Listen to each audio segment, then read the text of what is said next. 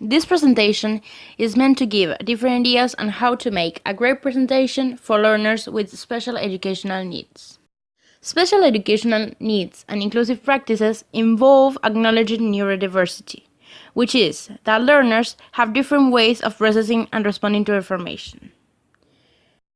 According to UNESCO, this has to do with the dynamic approach of responding positively to students' diversity. According to the Dyslexia Association of Ireland, for people with dyslexia, the ability to read and understand text can be affected by the way in which text has been written and produced.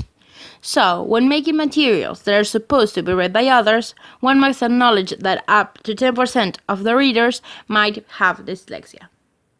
Some important recommendations to take into account when making a dyslexia-friendly presentation are, first of all, font style.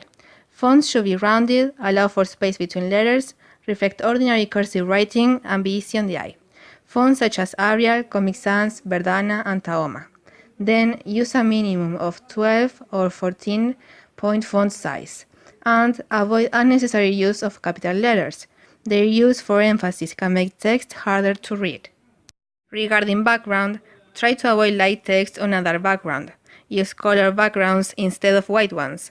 Cream or off-white provides a good alternative.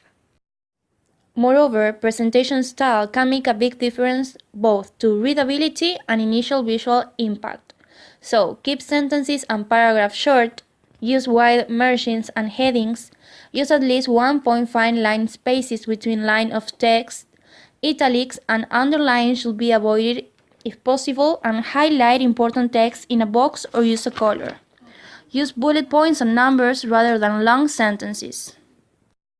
Finally, some quick tips to apply are to keep text as simple and concise as possible to aid navigation and comprehension.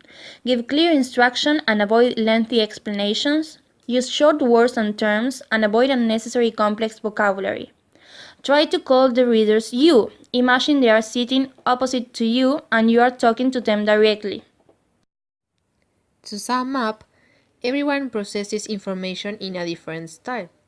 It is important to consider this when presenting ideas and concepts. Some people might find it easier to access a long and wordy explanation, whilst others may prefer an alternative style.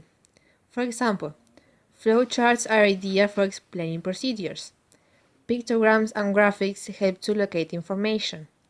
Lists of do's and don'ts are more useful than continuous text to highlight aspects of good practice. Provide a glossary of abbreviations and jargon.